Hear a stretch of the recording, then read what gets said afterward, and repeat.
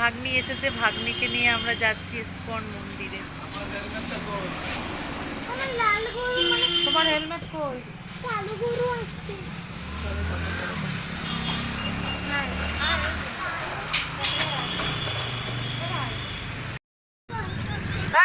বাবার ভাইকে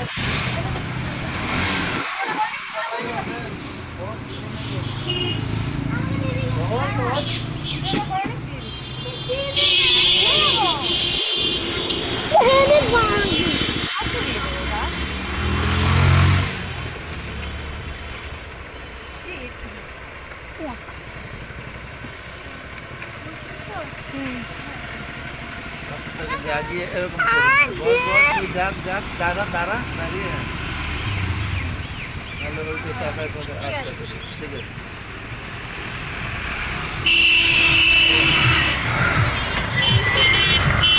hello everyone, আর একটা নতুন ভিডিওতে তোমাদের সবাইকে জানাই স্বাগত। আর এখন কিন্তু আমরা বেরিয়ে পড়েছি নিউ টাউনে ইসকন মন্দির। এটা কিন্তু আমাদের কাছেই বলতে গেলে, ওর জন্য আমরা স্কুটিতে করে আর বাইকে করেই যাচ্ছি। এটা ছিল নিউ টাউন সাপুজি ইসকন মন্দির। তোমরা যদি যেতে চাও তাহলে আমাদের সাথে সাথে চলো, আমরা ইসকন মন্দিরটা তোমাদেরকে চিনিয়ে দিচ্ছি। আর আমার ভাগ্নি এসেছে বেড়াতে, তাকে নিয়ে কিন্তু আমরা যাচ্ছি। আর এটা ছিল কিন্তু নিউ টাউন ইসকন মন্দিরের আগে যে সাপুজি বাস স্ট্যান্ড, এটা কিন্তু সেটাই। এখান থেকে তোমরা যে কোনো কাউকে যদি জিজ্ঞাসা করো, অটোওয়ালা বা কাউকে, সবাই কিন্তু তোমাদের রাস্তাটা দেখিয়ে দেবে ইসকন মন্দিরটা। মানে সাপুজি বাস স্ট্যান্ড থেকে 5 মিনিটের রাস্তা। আর ওখান থেকে কিন্তু অটো, টোটো সব কিছুই কিন্তু যায়, একদম সহজভাবেই তোমরা চলে যেতে পারো। আর দেখো আমরা চলে এসেছি ইসকন মন্দির, তার পিছনেই কিন্তু একদম হাই রাইজ বিল্ডিং তোমরা দেখতেই পাবে। আর এখান থেকে আমরা গেট থেকে ঢুকলাম, ঢুকেই কিন্তু খুব সুন্দর লাগলো জায়গাটা। মানে অনেকটা এরিয়া নিয়ে কিন্তু ইসকন মন্দিরের জায়গা, কিন্তু পুরোটা কিন্তু এখনও তৈরি হয়নি, জাস্ট আস্তে আস্তে তৈরি হচ্ছে। মানে অল্প কিছু তৈরি হয়েছে, তাও মোটামুটি যা হয়েছে সবটাই তোমাদের সাথে শেয়ার করব। এখানে আমরা বিকেলবেলার দিকে এসছিলাম, তখন মোটামুটি 4টে বেজে গেছিলো। এখানে তোমরা সকালবেলা আসতে পারো, এসে সারাদিন এখানে থাকতে পারো, এখানে দুপুরে লাঞ্চ করতে পারো, সকালে ব্রেকফাস্ট, রাতে মানে সন্ধ্যাবেলা কিন্তু প্রসাদ দেওয়া হয়, সবটাই কিন্তু তোমরা এখানে এসে করতে পারো। আর আমরা এমনি বিকালবেলা ঘুরতে যাব বলেই গেছিলাম, তার জন্য কিন্তু আমরা লাঞ্চ এখানে করিনি। আর এখানে যদি লাঞ্চ করতে হয় সকাল 11টার সময় এখানে কুপন কার্ড দেওয়া হয়, এখানে 11টায় এসে কুপন কার্ড সংগ্রহ করতে হবে। দেখো আমরা প্রথমেই কিন্তু চলে গেলাম এদের গোশালায়, যেখানে আর কি অনেক গরু আছে। আর এখানে কিন্তু ঘি নিজেরাই তৈরি করে, সেই ঘি কিন্তু এখানে বিক্রি হয়। যারা ঘি পছন্দ করো এখান থেকে নিতে পারো। আর গোশালায় গিয়ে দেখছি অনেক গরু আছে, আর ভবিষ্যতে কিন্তু আরও গরু এখানে আনা হবে বলে বললো আর কি ওখানকার লোকেরা। গোশালাটা আরও বড় হবে। এখানে প্রায় 25 একর জমি নিয়ে কিন্তু ইসকন মন্দিরটা, কিন্তু এখনও ভালো করে তৈরি হয়নি, সবই নতুন নতুন করে তৈরি হচ্ছে। আর আমরা সব জায়গাটা ঘুরে ঘুরে কিন্তু দেখছিলাম। তারপরে ইসকন মন্দিরের ভেতরটা প্রবেশ করলাম, সেখানে ঠাকুর এতটাই সুন্দর, খুবই সুন্দর। তোমরা দেখতে থাকো, আশা করি তোমাদের খুবই ভালো লাগবে ভিডিওটা।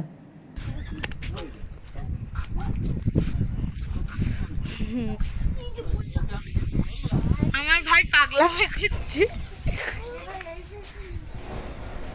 দেখো আমরা মন্দিরের মধ্যে কিন্তু প্রবেশ করলাম, আর এটাই ছিল ইসকন মন্দিরের আসল আর কি ঠাকুরের মূর্তি।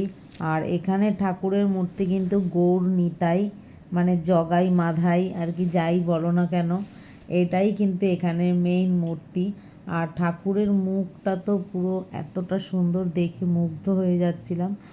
আর নিচে কিন্তু দুটো ছোট ছোট পিতলেরও গৌর নিতাই ছিল, সেটা আরও সুন্দর লাগছিল। আর খুবই ভালো লাগছিল। তোমরা দেখো, তোমাদেরও খুবই ভালো লাগবে।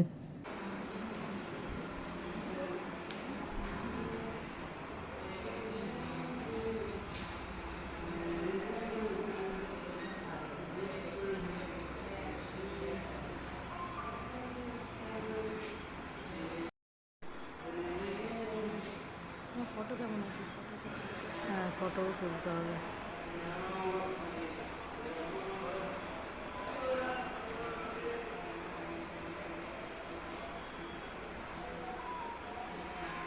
সবাই মিলে কৃষ্ণকে করা যাবে না। ইস্কন মন্দিরের সামনেই কিন্তু এরকম একটা ঘর রয়েছে যেটা প্রতীক্ষালয়। এখানে কিন্তু তোমরা বসতে পারো অনেকটা সময়, কোনো অসুবিধা নেই। আর আমরা কিন্তু ছেলেদেরকে নিয়ে এখানে একটু সময় বসেছিলাম, ওদেরও হাঁটতে হাঁটতে পা ব্যথা হয়ে গেছিলো, ওরা একটু এখানে রেস্ট নিচ্ছিল। আর সামনেই কিন্তু ইস্কন মন্দিরটা দেখো কতটা সুন্দর, একদম কিন্তু সিম্পলভাবে তৈরি করা হয়েছে। আর তার পাশেই ওখানে গেলেই তোমরা দেখতে পারবে এই মহাপ্রসাদ এই দোকানটা। এখানে আর কি সমস্ত জিনিসগুলো কিন্তু নিজেদের হাতেরই তৈরি। আর আমরা কিন্তু এখান থেকে প্রসাদও নিলাম। তারপরে কিন্তু এখানে পুরো জায়গাটা আমরা ঘুরে ঘুরে দেখছিলাম।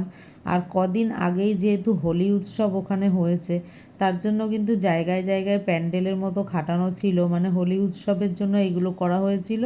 তখন তো আমরা আসিনি, আমরা কিছুদিনের পরেই আর কি, হোলির কিছুদিন পরেই আমরা গেছি। আর তারপরে কিন্তু এখানে কিন্তু পুরীর যে গজাগুলো পাওয়া যায় দেখো, এই মহাপ্রসাদে কিন্তু ওগুলোও ছিল, লাড্ডু ছিল, নিমকি ছিল, নানান ধরনের খাবার কিন্তু ছিল। আমরা লাড্ডু কিনে নিয়েছিলাম আর নিমকি কিনে নিয়েছিলাম। আর তারপরে কিন্তু আমরা দেখো সমস্ত জায়গাটা ঘুরে ঘুরে দেখছিলাম। আর যতটা দূর দেখা যাচ্ছে প্রত্যেকটা জায়গা কিন্তু ইস্কন মন্দিরের। দেখো ওই পিছনে সব বাড়িগুলো দেখা যাচ্ছে তার আগে অবধি। আর ঘুরিয়ে ঘুরিয়ে মানে প্রচুর জায়গা ওদের, মানে ভবিষ্যতে ইস্কন মন্দিরটা আরও সুন্দর, আরও অনেক কিছু করার এখানে প্রস্তুতি সব চলছে। কাজবাজ কিন্তু একদিকে হতেই চলেছে। আর এই ঘরটা কিন্তু ওখানে প্রসাদ বিতরণী যে ঘরটা সেটাই। এখানে কিন্তু আরও বড় করে অনুষ্ঠান হয়েছিল রং খেলার সময়, তার জন্য এরকম প্যান্ডেলের মতো করা রয়েছে। আর তাছাড়াও এখানে ডেলি কিন্তু এখানে ভোজনের ব্যবস্থা আছে। বললাম তখন যে 11টার সময় যদি কার্ড নেওয়া হয়, 1টার সময় থেকে কিন্তু এখানে একটা দুপুরে আর কি প্রসাদের ব্যবস্থা রয়েছে। সেই নিরামিষ আর কি সব কিছু, মানে পেট ভরে একদম কিন্তু এখানে সবাই ভোজন করতে পারে, সেরকম ব্যবস্থা কিন্তু এখানে করা রয়েছে। আমরা কিন্তু গিয়ে দেখলাম তখনও দু একজন কিন্তু খাচ্ছিল, মানে যা ওদের হয়তো আসতে দেরি হয়েছিল, তাতে কোনো অসুবিধা নেই, কিন্তু এখানে খাওয়া দাওয়া কিন্তু তখনও চলছিল। আর সন্ধেবেলা 7টার সময় একটা প্রসাদ বিতরণী হয়, সেটার জন্য কিন্তু কোনো কার্ডের দরকার নেই, সেটা কিন্তু এমনিতেই কিন্তু যে যাবে সবাইকেই দেওয়া হবে। ব্যবস্থাপনাগুলো দেখে খুবই ভালো লাগলো। আর উপরটা সেট করাই রয়েছে, মানে এটা সারা বছরের জন্য কিন্তু এরকম একইভাবে থাকে। আর তারপরে কিন্তু আমরা যে মহাপ্রসাদটা কিনে নিয়েছিলাম সেটাই কিন্তু সবাই মিলে একটু একটু করে খেয়ে নিলাম। আর সবাই একটু ঘুরে ঘুরে দেখছিলাম পুরো জায়গাটা, দেখো কতটা সুন্দর। আর পেছনে যে সবুজ জায়গাগুলো দেখা যাচ্ছে সেগুলোও কিন্তু ইস্কনেরই জায়গা। একর হ্যাঁ, 75-80 বিঘা। বাবা, এখানে কিন্তু প্রত্যেকটা সনাতনী অনুষ্ঠানে কিন্তু এখানে পালন করা হয়। যেমন ধরো এই যে হোলি গেল, হোলিতে এখানে প্রচুর বড় অনুষ্ঠান হয়েছে। তারপরে কিন্তু রথের সময় দেখো এখানে রথ বানানোও রয়েছে। এই রথগুলো কিন্তু ওই সময় কিন্তু এখান থেকে বার করা হয় বাইরে, তখনও কিন্তু ভীষণ বড় আর কি অনুষ্ঠান হয়। আমাদের ইচ্ছা আছে এক বছর রথে আসার, দেখি সামনে যদি রথে ঠাকুর যদি টেনে আনে আমরা নিশ্চয়ই আসবো এখানে। আর তখন তো প্রসাদ, সারা দিন প্রসাদ বিতরণী হয়, তোমরা রথে এসে এখানে ঘুরে যেতে পারো যারা যারা আসতে চাও। আর এই মন্দিরটা কিন্তু খুবই সুন্দর, একবার অবশ্যই এসো, একটা অন্যরকম একটা শান্তি অনুভূতি হয় এই মন্দিরে, খুবই ভালো লাগে।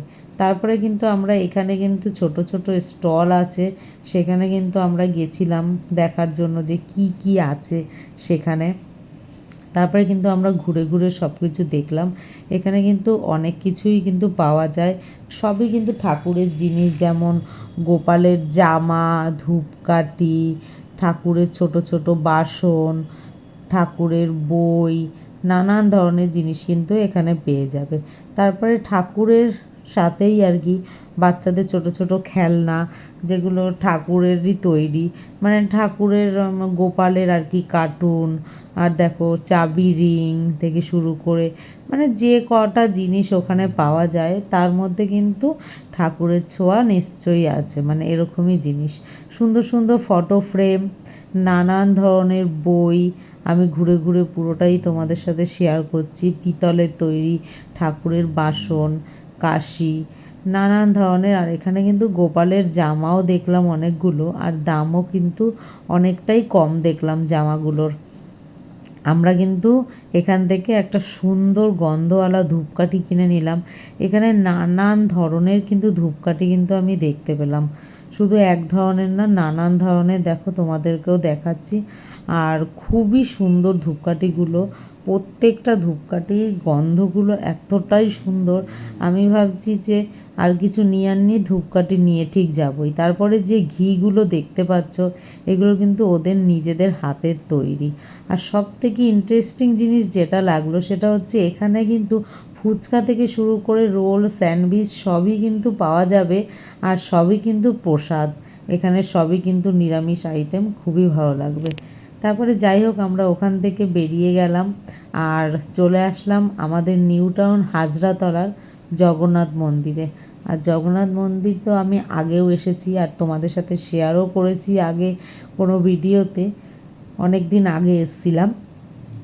আর এই মন্দিরটা তো অসম্ভব সুন্দর, খুবই সুন্দর। এই মন্দিরটা পুরোটা তৈরি হয়ে গেছে, তার জন্য আর কি আরও সুন্দর লাগছে দেখতে। আর ঠাকুর তো দেখালামই তোমাদের যে কতটা সুন্দর জগন্নাথের মূর্তি, তোমরা তো দেখতেই পেলে। আর তাছাড়াও মন্দিরের মানে পাশে সব মূর্তিগুলো বানানো হয়েছে, দেখো মানে রামায়ণের সব কাহিনীগুলো কিন্তু এখানে তুলে ধরা হয়েছে।